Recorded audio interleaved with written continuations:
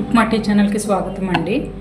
నేను స్కూల్ టీచర్గా వెళ్దామని చెప్పి ఒక స్కూల్కి ఇంటర్వ్యూకి వెళ్ళాను. అయితే ప్రిన్సిపల్ అన్నారు, నీకు ఎక్స్పీరియన్స్ లేదు కనుక ముందు నువ్వు ఒక క్లాసులోని వేస్తాను, ఆ ఉన్న టీచరు ఎలాగ చేస్తున్నారో చూసి నెమ్మదిగా నేర్చుకో అన్నారు. సరే అని చెప్పి వెళ్ళాను.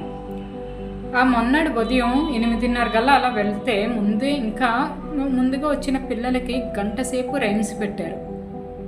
అంటే ఆ మాత్రం రైమ్స్ ఇంట్లో తల్లిదండ్రులు పెట్టలేక పోనీ మరి ఉద్యోగాలకి వెళ్తున్నారా అని అంటే ఇప్పుడు అది అందరికీ కూడా కామన్ అయిపోయింది, పేరెంట్స్ అందుకని చెప్పి పిల్లలకి రైమ్స్ పెట్టేస్తారా.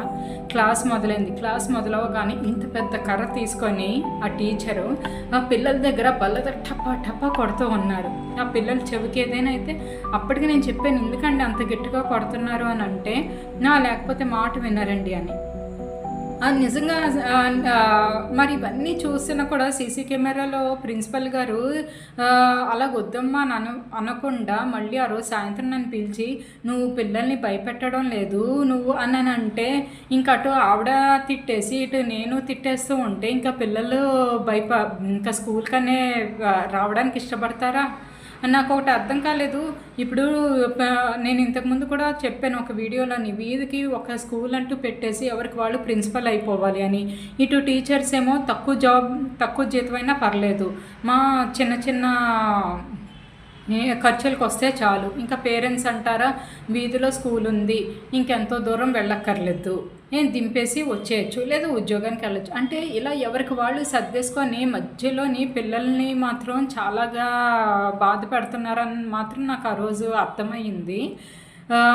ఇంకొకటి ఏంటంటే ఆవిడ బుక్ తీసి ఆ పదాలు మీనింగ్ కావాలి అనుకుంటే డిక్షనరీలో వెతుకుతుంది.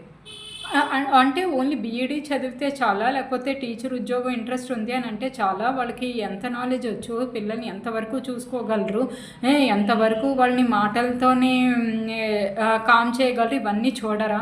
ఇంక ఇలాగా చేసుకుంటూ వెళ్తే రేపు మన పిల్లలే ఉద్యోగాలు లేవు, నువ్వు ఎందుకు పనికిరావు అంటే వాళ్ళు ఏం చేస్తారు, మనం చెప్తే వాళ్ళు అదే తీసుకుంటారు, మనం ఏం చేస్తే వాళ్ళు అదే తీసుకుంటారు కదా.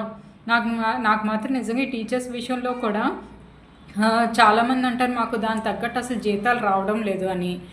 జీతాలు రావడం లేదు అన్నానంటే అసలు ఇన్ని స్కూల్స్ పెట్టేసి అసలు ఏ బేస్ మీద వాళ్ళని టీచర్స్కి జాబ్గా తీసుకుంటున్నారు అనే విషయం నాకైతే ఆ రోజు అస్సలు అర్థం కాలేదు.